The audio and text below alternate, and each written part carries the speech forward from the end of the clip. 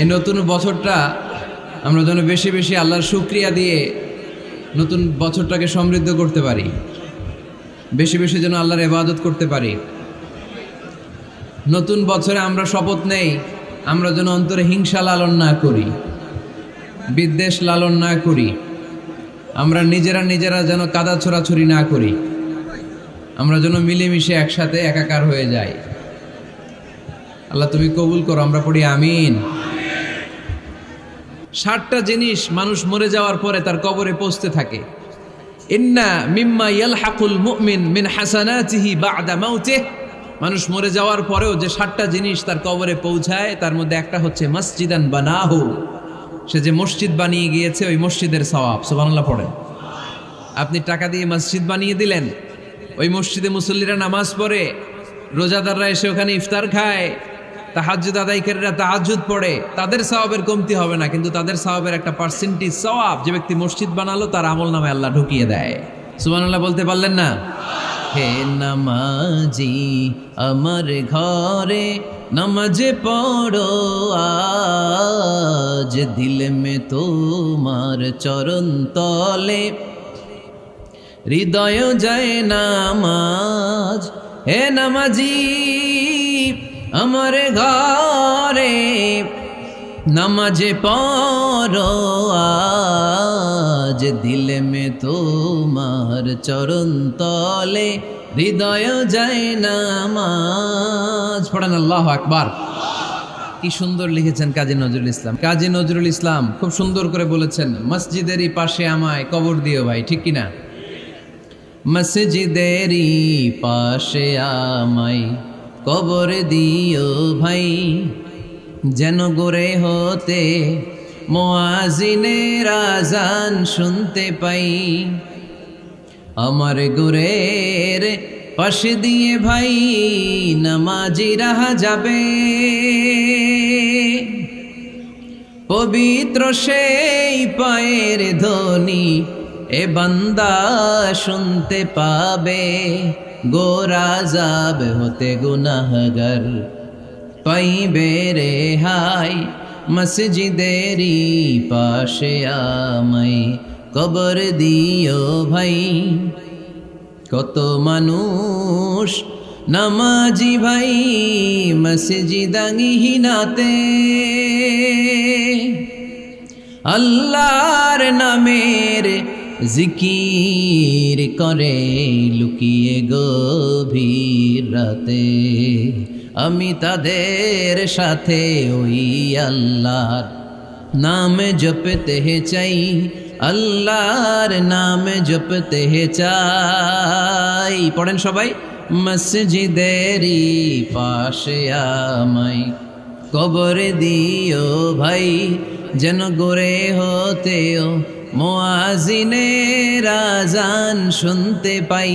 চিল্লায় পড়তে হবে আমিন। কি দরদ ছিল আমাদের জাতীয় কবি কাজী নজরুল ইসলামের, মসজিদের পাশে আল্লাহ তুমি আমার কবর দিও। আল্লাহ এই দোয়াটা কবুল করে নিয়েছে, ঠিক কিনা? ওনার কবরের পাশে মসজিদ আছে না নাই? আছে।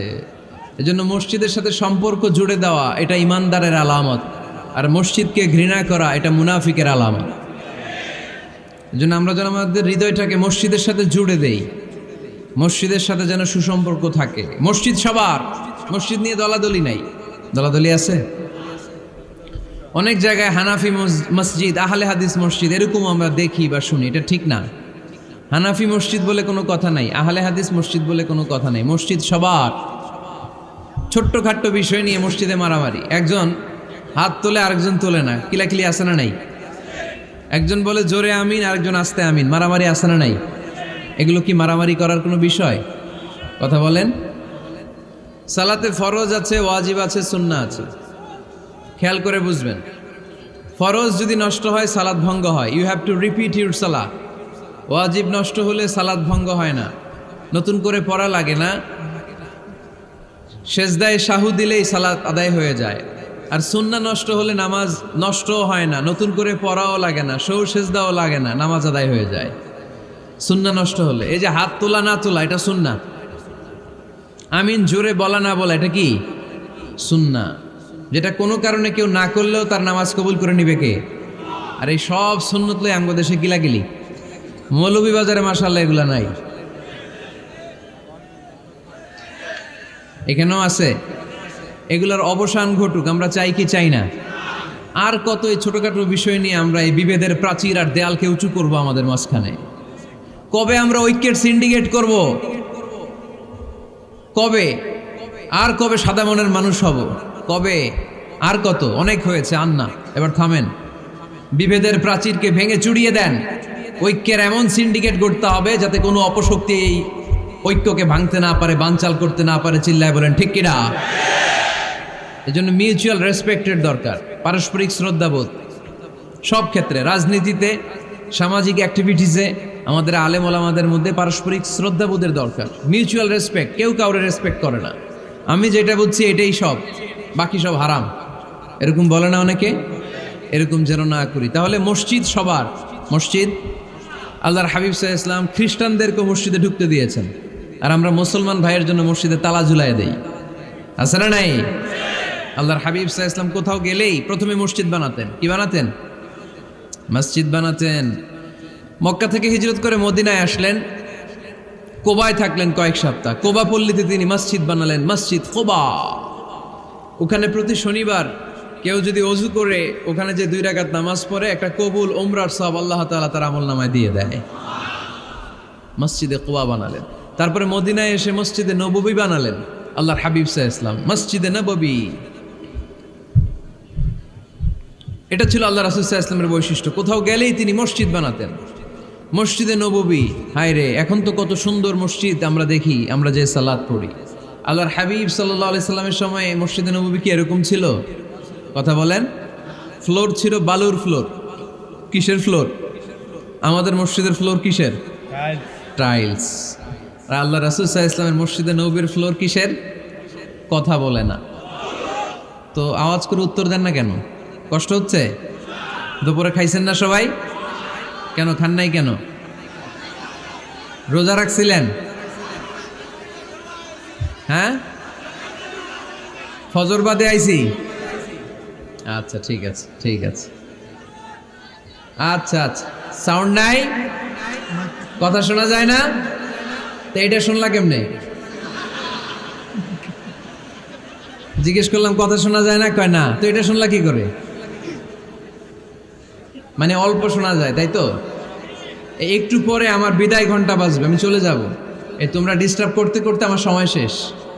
তোমরা ডিস্টার্ব করলে তোমাদের লস। আমি আমার টাইমের 1 মিনিটে বেশি যেতে পারবো না, কারণ এখানে আসরের সালাতের আজান শুরু হয়ে যাবে, এরপরে কোনো কথা নেই। আর বক্তব্য লম্বা করা এটা বেদাত। এই বেদাতকে আমি সুন্নাতের মধ্যে আনতে চাচ্ছি। একটা সময়ে একেবারে কমায় নিয়ে আসবো। এত প্রোগ্রামও আমি করতে চাই না। আমি ঘোষণা দিয়েছি আগামী বছরে সারা বাংলাদেশে আমার প্রোগ্রাম হবে 50টা। কয়টা? 50টা। এরপরের বছর 30টা, এরপরের বছর 20টা। বিভাগীয় প্রোগ্রাম করলেই চলবে আমার। এক এক বিভাগে যে 2 দিন 3 দিন খালাস। এত দরকার নেই, এত লম্বা চূড়ার বক্তব্যের দরকার নেই। আধা ঘন্টা চুপ করে শুনেন, কয়েকটা মেসেজ ড্রপ করি, take it with you to your home, then practice and apply in the society. নিয়ে যান, আমল করেন, সমাজে কাজে লাগান। সমাজটা আলোকিত করে দিবে কে? খুতাবুকুম তাবিলা সালাওয়াতুকুম কাসীরা। আল্লাহর হাবিব সাল্লাল্লাহু আলাইহি ওয়াসাল্লাম বললেন, কিয়ামতের একটা আলামত, কিয়ামতের আগে তোমাদের বক্তব্য হয়ে যাবে লম্বা, সালাত হয়ে যাবে খাটো। সালাতের পরে তাসবিহ পড়তে চায় না লোকজন, ব্যস্ত, মহাব্যস্ত, সুপার বিজি। কোত্থেকে আসলে এই ব্যস্ততা? আপনি রবের সাথে মুনাজাত, না যাই ইউনাজি মুনাজাত, আপনার রবের সাথে একাকী নীরবে কথা বলতে মনে চায় না আপনার? এত তাড়াহুড়ো কিসের? ধীর স্থির হন, একটু স্থির হন, একটু মনোদৈহিক প্রশান্তি অর্জনের চেষ্টা করেন। সব সময় ব্যস্ত, ধাক্কাধাক্কি, উচ্ছৃঙ্খলা, এগুলো আমাদেরকে শেষ করে দিয়েছে। এজন্য লম্বা চোরা বক্তব্য ঠিক না। বক্তব্য শুনতে আমাদের ভালো লাগে, আমল করতে ভালো লাগে না। বক্তব্যটা শেষেই সিগারেট ধরায়, আছে না নাই? মাহফিল শেষেই বিড়ি ধরায়, কয় চমৎকার ওয়াজ করছে হুজুরে। ওয়াজটা সেরকম হয়েছে, অনেক কণ্ঠ সুন্দর হুজুরের। এতদিন ইউটিউবে দেখছি, আজকে সরাসরি দেখাইছি, আছে না নাই? তো কি লাভ হয়েছে? লাভটা হয়েছে কি? এই যে মাহফিল শেষে বিড়িটা ধরাইলেন আর গেলেন, কোনো লাভ হয় নাই। এগুলো থেকে বেরিয়ে আসতে হবে। বছরের পর বছর আমাদেরকে শেখানো হয়েছে একভাবে, কেউ এই পরিবর্তনের আওয়াজ তোলে নাই। আওয়াজ আপনাকে তুলতে হবে, আওয়াজ তোলার জন্য এত মানুষ লাগে না, আপনি একাই যথেষ্ট। আপনি দাঁড়ান না সামনে, দেখবেন আপনার সামনে কেউ টিকে থাকতে পারবে না, ঠিক কিনা? কিন্তু আপনার শক্ত সিদ্ধান্ত লাগবে, পরিবর্তনের জন্য শক্ত মানসিকতা লাগবে যে আমি পরিবর্তন